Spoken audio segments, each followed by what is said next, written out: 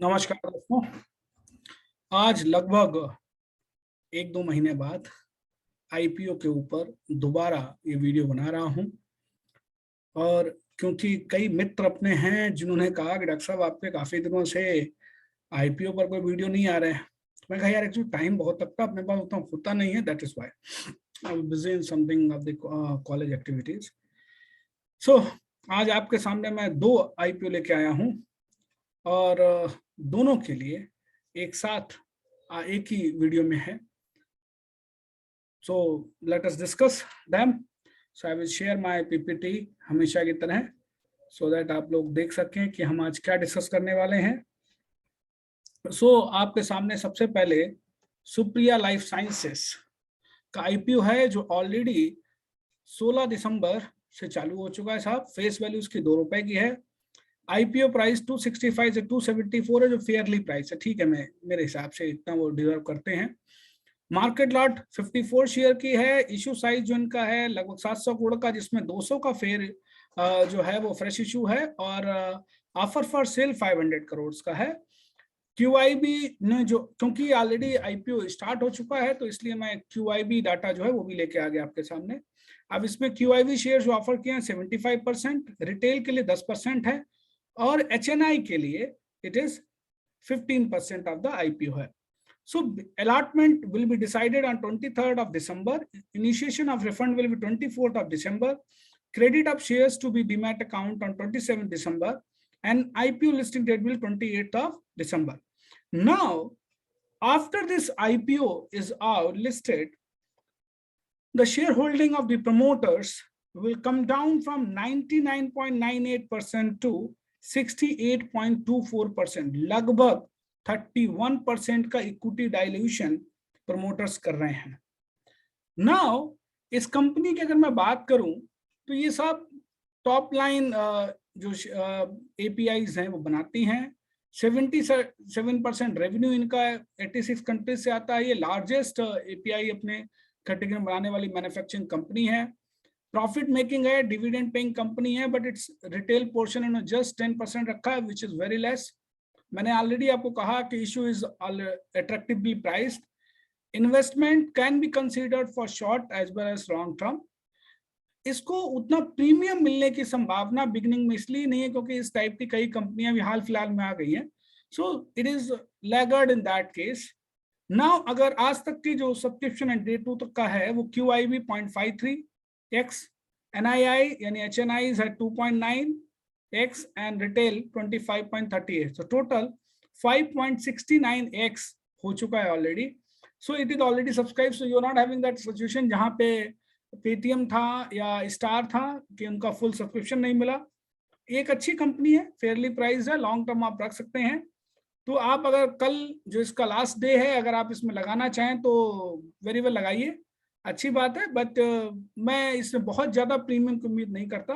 30 to 45 के आसपास plus minus ₹10, मतलब आपका जो शेयर होगा वो ₹30 से लेके 45 के प्रीमियम के बीच में आना चाहिए और ₹10 ऊपर नीचे यानी plus minus can be there. यानी इसका मतलब रेंज क्या हो रही है आपको, ₹20 से लेके ₹55, ठीक है।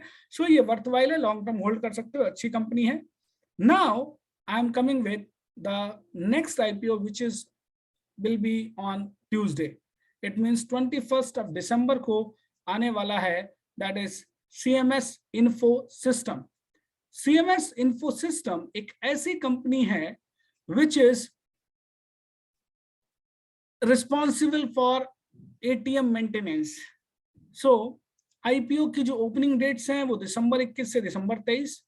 फेस वैल्यू ₹10 की है। आईपीओ का प्राइस है 205 से 216। 69 शेयर्स की लॉट साइज है।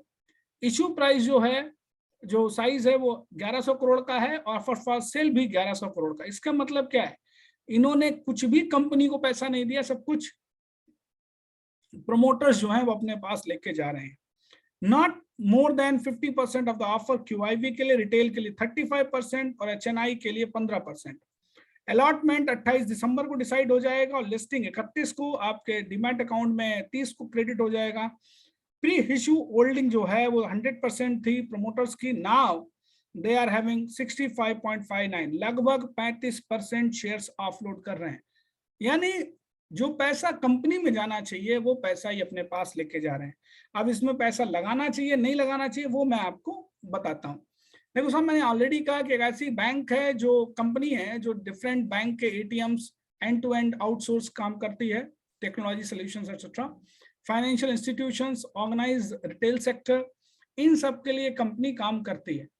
अब इस कंपनी की जब आप बात करते हैं तो इसकी स्ट्रेंथ क्या है? सबसे पहली चीज, ये लीडिंग मार्केट प्लेयर है with strong fundamental, pan India network है, 3965 कैश बैंक्स हैं, 238 branches and offices all over India में, लॉन्ग स्टैंडिंग कस्टमर रिलेशनशिप है जिससे इनका बिजनेस जो है वो बढ़ रहा है, इंटीग्रेटेड बिजनेस प्लेटफॉर्म जो कि बहुत ज्यादा प्रोडक्ट एंड सर्विसेज प्रोवाइड करता है, इनकी टीम जो है एक्सपीरियंस्ड है। अब बात आती है जो हमारा पैसा है वो कहाँ लगाएंगे? साहब ये जो 1100 करोड़ ले रहे हैं हमसे, उस पैसे को ये इनका सिंपल पर्पज है जो इक्विटी लिस्टिंग है उसका गेन लेने के अलावा इनका और कोई काम मुझे दिखता नहीं है। इनका बिजनेस ऐसा नहीं जहां इन्हें बहुत ज्यादा पैसा चाहिए। सो अगर बात करते हैं इनके फाइनेंशियल्स की, तो इन्होंने initial equity at par issue की थी अपने प्रमोटर्स को, प्राइस रेंज ऑफ 31 to 46.51 दिसंबर 2011 में दिए और फिर अगस्त 2015 में दिए। Average cost of acquisition of share by promoter is 122 रुपए, 122। This is a pure secondary offer. CMS current paid up capital, equity capital is 140 crore which will remain same, क्योंकि कुछ एक्स्ट्रा दे नहीं रहे, कंपनी के लिए कुछ नहीं आ रहा, सारा पैसा अपना शेयर्स बेच के प्रमोटर अपने पास ले रहा है। सो इनकी जो मार्केट कैप है दैट विल बी 31,961, 3196 करोड़ इनकी होने वाली है जो आईपी।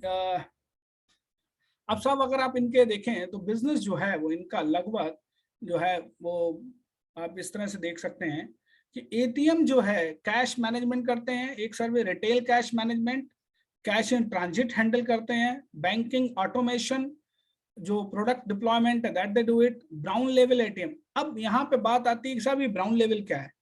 देखो साहब, ग्रीन लेवल जो बैंक खुद मेंटेन करती है बैंक के ब्रांच में होता है, ब्राउन लेवल जब थर्ड पार्टी आपके एटीएम को मेंटेन करती है all together, and white level जब कोई non banking financial company like Muthoot अपना एटीएम स्टार्ट करती है मल्टीपर्पज के लिए, that is called white level ATM. Software solutions and remote monitoring इनके पास, यानी CCTV etcetera, and then card personalisation, ये काम ये करते हैं। अब कैश लॉजिस्टिक्स वगैरह जो इनके बिजनेस सेगमेंट को हम 3 हिस्सों में बांटते हैं बेसिकली साहब। Cash management services like banking automation, product sales, common control systems and software solution. Then it also provide financial card insurance issuance for bank cards personalization service। 31 अगस्त 2021 को इनके पास जो नेटवर्क है 3965 बैंक्स का है, कैश बैंक है 238 branches, जो कि मैं आपको ऑलरेडी बता चुका हूं ये चीज। नाउ बात आती है साहब कि अगर इस बैंक इस कंपनी का फाइनेंशियल क्या है। सब मैंने आपको बताया कि सब कुछ तो मार्केट दे रहे हैं, प्रमोटर अपने पास पैसा ले रहे हैं, तो कंपनी में कुछ नहीं जा रहा। अब इसका मतलब कि जो कुछ अभी मिल रहा है हमें उसी पे बात करनी होगी। तो 1159 करोड़ का इनका टर्नओवर है और प्रॉफिट जो 96.4 करोड़ FY19 का है, FY20 में 134 करोड़ का है और FY21 में 168 करोड़ का है। इन्होंने पेंडेमिक में झटका लगा इनको भी। So FY22 ended on August 31st, 32, net profit was 84, जो कि estimated है, and 3 फिस्कल्स में CMS जो है तो EPS जो है उनका लगभग 9.56 के आसपास है। Average return on net worth is 15.99, issue is price date price to book value of 3.2। So NAV जो इनकी बनती है वो लगभग 70.58 की बनती जाके है साहब। एंड अगर आप इनको एनालाइज करते हैं FY22 की इनकी अर्निंग्स को और आईपीओ का, तो लगभग पी 15.77 पे है, जो इनके पीर ग्रुप से ज्यादा है। सीएमएस डिविडेंड पेइंग कंपनी है, distributed dividend 16%, 18 and 24.5% and 15% FY22 में। अब अगर आप इनकी पीयर ग्रुप के साथ कंपैरिजन करो, जो SIS लिमिटेड जिसका आईपीओ पिछली बार आया पहले, ये ट्रेडिंग एट 60 की पी पे है 17 दिसंबर को। सो उस हिसाब से कम है, but I will say truly दोनों कंपेरेबल नहीं है एप्पल टू एप्पल बेसिस।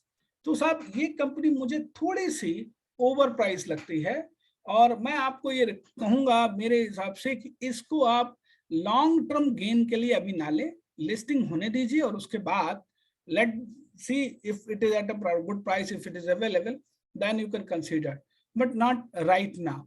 सो मेरे मामले में मैं कहूंगा लॉन्ग टर्म के लिए रखना है कि पैसे लगाने हैं साहब, है मेरे पास लगा दो, अदरवाइज मुझे इसका लिस्टिंग गेन इस पे नहीं दिखता। 5-7 रुपए ऊपर नीचे मिल जाए, 10-20 रुपए नीचे चला जाए, that's a different issue, but I don't feel that there will be a good return on that.